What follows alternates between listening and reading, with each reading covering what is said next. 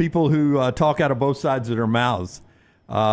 Jim Schlossnagle condescending to the reporter 2 nights ago now. Then yesterday, less than 24 hours, I assumed he wasn't still in Omaha when he accepted the Texas job, or maybe he already had. If you're not familiar, he's the head coach at Texas A&M, who apparently left his family at TCU to take the Texas A&M job. While he's coaching Texas A&M on the day of, this is him getting back to College Station. So he's probably already, he has agreed in principle. Oh, yeah. At this point, he's 100%. What a shitbird. I just, you're going to get asked a question more than likely. Yeah. So be prepared for that. Don't attack. Don't go into depth. All he's got to say is, I'm thinking about my players right now. That's right. There is something that, and I blame a lot of this on whoever's representing him. I don't know who his agent is, but they got to be prepared for this too. Hey, Jim, you're going to be asked immediately after this, win or lose, what you're going to do. And there's just so much to this. Look, I understand that Chris Del Conte, his former boss, TCU from 2004 to 2021, they've got that relationship. But to leave A&M to go to your bitter rival, and I don't know how much, Texas might be the apex when you're talking about college baseball, but Schlossnagle just had him playing for the national championship. Yep. He's going to make as much money or more. The only thing I can think about outside of the relationship with Chris Del Conte, it comes down to the ADs. How difficult is Trev Alberts to work for? Does Trev Alberts have a lot of commitment to baseball? I don't know how you would know that, though. How long has Trev Alberts been on the job? Yeah. I don't know, but it could have been January. A couple months. Could have been a couple of conversations. He could have asked around, and Trev's a difficult guy to deal with. I don't know, but it's just I don't know why you would leave A&M to go to Texas. Well, let's start first on the Texas side of this, because this is what bothered me the most, is the fact that they made the announcement on the day of the national championship with their rival playing in the national championship game. And I misread it until Trey Wallace was on our show. I read it like this was going to landmine the Tennessee folks. Right. That, Vitella's name was being mentioned. Because it had been mentioned there were heavy rumors about him for several weeks now. And then Trey said, no, he's not leaving anywhere. These Texas folks who are coming to our league, man, they're coming in. Sneaky. I don't trust them. Yeah. They come in on you could have fired your coach 20 days. I mean, you've been out for 20 days at the end of the baseball season. You could have fired him at any point. You fire him on the day your team is playing, your rival is playing in a deciding Game 3 of the World Series, knowing you're about to hire their coach away that night. That is crappy all the way around. For Schlossnagle, they put him in a bad position, firing him then, put A&M in a horrible position. They don't care about that because they're Texas people. But that was shady business by Del Conte, in my opinion. I agree. I think it was Bush League. I think the whole thing around, again, going back to Schloss's post-game press conference to the way this announcement went down, all I can tell you right now is I've never really cared. I've liked that rivalry. But what's the date? November 30th at College Station. I hope Texas has got 1 or 2 losses. And I hope A&M keeps him out of the college football playoff. Yeah. Nothing would be better. I said the same thing last night to people, LT. I was like, I really have never, I think I've gone back and forth, always cheering for an upset in that rivalry. I just want to see an upset in that rivalry. But I think I'm all Aggies now. They're weird cult cheering overall wearing. Yeah, I mean, even if they win that game, it's not going to matter. It's not like they're going to win a championship. I cannot pull for Texas A&M football with those male cheerleaders. I got to tell you, I can't do it. I can't pull for a team that's only male cheerleaders. I mean, that is so antithesis to what college football is all about. We've got to have female cheerleaders at college football, Jim. They're only male cheerleaders. It seems to come down, you're cheering for either the male cheerleaders or the Soviets is what it comes down to. Texas has female cheerleaders and chaps. Yep. I mean, and it's going to be hard to go against that as a good red-blooded heterosexual American male that I am. I got to go for the female cheerleaders and chaps versus the only male cheerleaders. It's not that they've got male cheerleaders, it's that they've only got male cheerleaders. Well, and it's a Longhorn to a Collie, too. Well, that's never really bothered me. Well, you're a meat guy, right? I would think you'd go Collie. I think you'd go Collie. I love You're dogs. saying I go Longhorn. Yeah, I mean, I would think that, I've never eaten Collie. Yeah, no. I've had steer. I'm just saying I don't like. I mean, just imagine. And people were adding me last night on Twitter that your guy Nick Saban said the same thing. Well, he did. He was in the NFL. It's no different. It doesn't matter if he's in the NFL. Well, I know he's coming from Miami. He wasn't going from one rival to the other. I don't see how you can go to work every day at one school and then go and coach at the rival. Yeah, I'm not going to airbrush over it. Nick Saban said the same thing. What Nick Saban did not do was get personal with a reporter. That's the thing that bothers me. Coaches do this denial and take a job all the time. But not only the getting the personal with the reporter, but going deeper on why you shouldn't have asked that That's question. right. Yeah, I mean, knowing he he's got already super accepted personal. the job. Rockstar cut one. Let's refresh everybody's Yeah, and I would memory. love to hear the Nick. Can we find the Nick Saban clip? If I have to say it, I'll say it. I'm not taking the Alabama job. I think that's really all he said. But him lying here is not my problem here. No, the coaches do that all the time. I'm 100% with you. It's the fact is Kendall Rogers, who's D1 baseball. You've had him on our show many Kendall's times. good, yeah. He covers college baseball.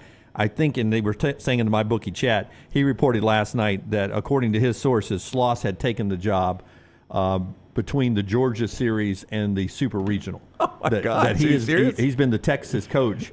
So he should, for a month now? Before he even got to Omaha. So he should have a response plan. My problem with it is the exaggeration. Not only pointing at the reporter and basically belittling him, but just to exaggerate the lie and talk about family and going into that whole thing. It would be the equivalent of somebody getting caught in a strip club, and they're trying to tell the lie, and they're telling their wife or girlfriend, you know what? I had a car wreck, or I had a flat tire. You make the lie worse. You go deeper and deeper into it. Yeah, and you eventually get entangled. Yeah, just own it or quickly just diffuse the situation. But, I mean, his response is classic. Yeah, real quickly on strip clubs and lying. Okay. Can I just tell you real quickly how... I still haven't been back to one since we were in Dallas. Yeah. Well, that's been a long time. That's almost a decade. Here's Jim Schlossnagle on, God, I just don't like this guy. I didn't even know he existed until yesterday. Yeah, I probably could not have named you the manager for Texas A&M until the postseason. Yeah. I didn't care about baseball. Didn't know this guy existed until yesterday. He is now reason number 97. I don't like Texas. Here we go. With the rumors circulating today about a specific job opening, what do you have to say about your future in Aggieland? Yeah, I mean, I think it's pretty selfish of you to ask me that question, to be honest with you. But selfish. I left my family to be the coach at Texas A&M. That's not selfish. I took the job at Texas A&M to never take another job again. Oh, wow. And that hasn't changed in my mind. And that's unfair to talk about something like that. That'd be like you asking Montgomery if he's going to sign in the draft. Which I think he is, right? By the way, he if he gets drafted, yeah. But I gave up a big part of my life to come take this job, and I've poured every ounce of my soul in this job, and I've given this job every single ounce I can possibly give it. So write that. Who doesn't? Who doesn't give everything to their job? Come on. I mean, a lot of Schloss. people don't. Come on, Schloss. I don't know. It is actually, there's a lot of humor in that when you go back and watch it now. Yeah. And different things jump out. I mean, it's one thing if he takes the job, take the job.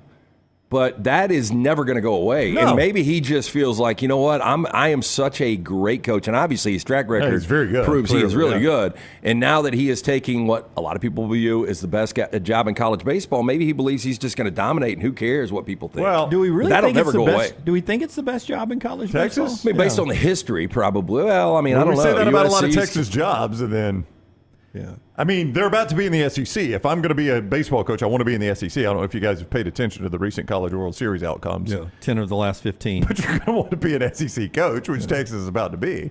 So, I mean, You can make the argument, but I think if Schloss would have stayed in College Station, you might have been able to make the argument in the next 3 or 4 years. That was the best job. I don't college know baseball. enough about the college baseball game. Like, if this were football, I think I could give a more educated answer. Yeah. But, like, you're telling me you can't do at LSU what you can do, everything you can do at Texas? Yeah, Well, I think LSU has. I think they have. But you can at Tennessee too. You know, You I mean, would think, right? Yeah. I mean, you would- Vitello, I mean, when he was getting that's one of the things we talked about. I mean, I don't know. It seemed different, though, going from Tennessee to Texas. Like, I made the argument you could stay both ways, but I understand if you leave Tennessee to Texas.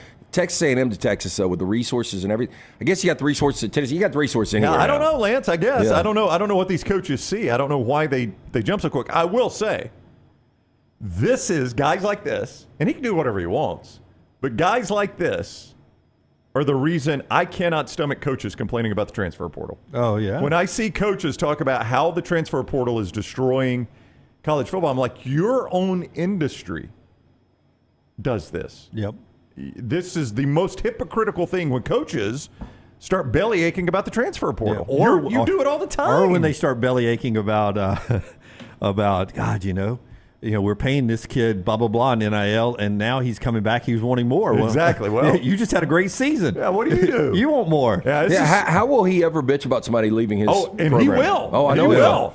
He will. And I don't know if anybody will ever call him out. Like, Jim, you literally said, and I quote, I left my You know what I'm doing if I'm job. A&M?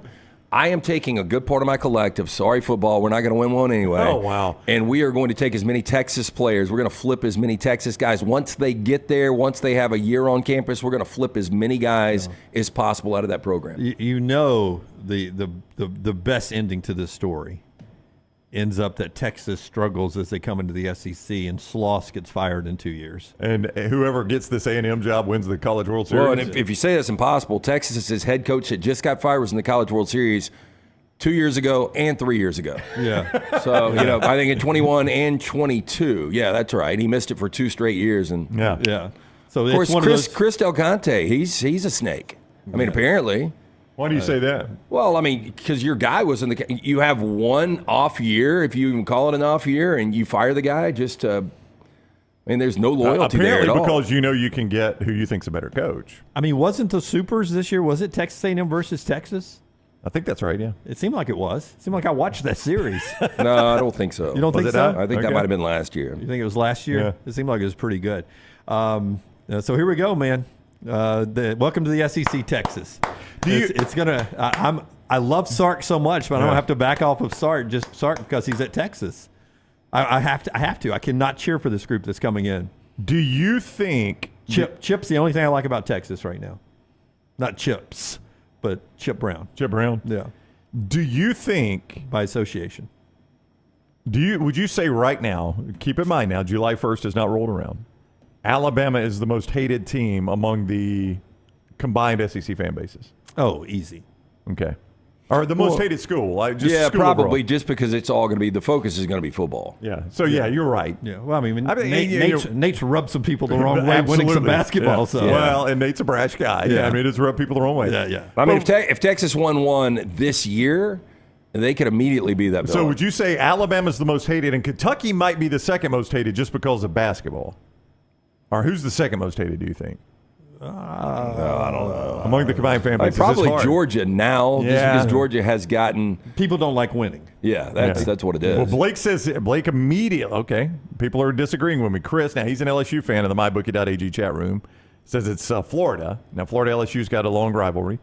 Blake says, I think Georgia is the most hated, what you said. Daniel says it's Bama by a mile. Morgan says Kentucky and basketball, in my belief, versus Tennessee. I know we're going to get different answers, but I think if you just the combined fan bases, Alabama would be the most hated simply because of their success, and a lot of people view their fans as arrogant. And Football for the last 17 years, That's right. basketball was just in the Final Four. There's a lot of hate about greatness right Do now. you in think, Tuscaloosa. though, when Texas enters, they become the most hated?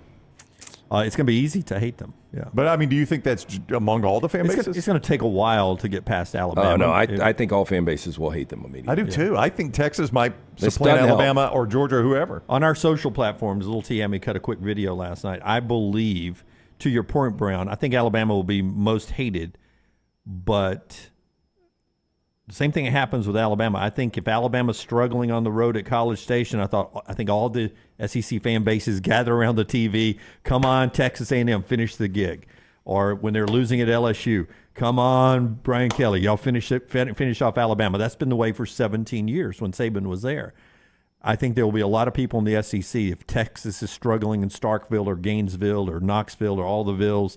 They'll gather around the TV and love to watch Texas lose. Yeah, I think they become maybe not supplant Alabama at the top, but they become a public enemy very, very quickly in this conference. Instant villain. Yeah, I agree. Villain. Yeah. And Oklahoma probably loves that. I think they probably do. I mean, Oklahoma's coming in quiet. Yeah, I think a lot of people are like, Oklahoma's just this nice neighbor that has moved into our neighborhood. Folks. Howdy, folks. We've got new neighbors, baby. Let's take them some cookies. Yes. Okay. Here you go, Coach Venables. Oh, thanks, guys. Texas has no soliciting signs up. Beware of the dog. Yeah, no Beware of the trespassing. dog.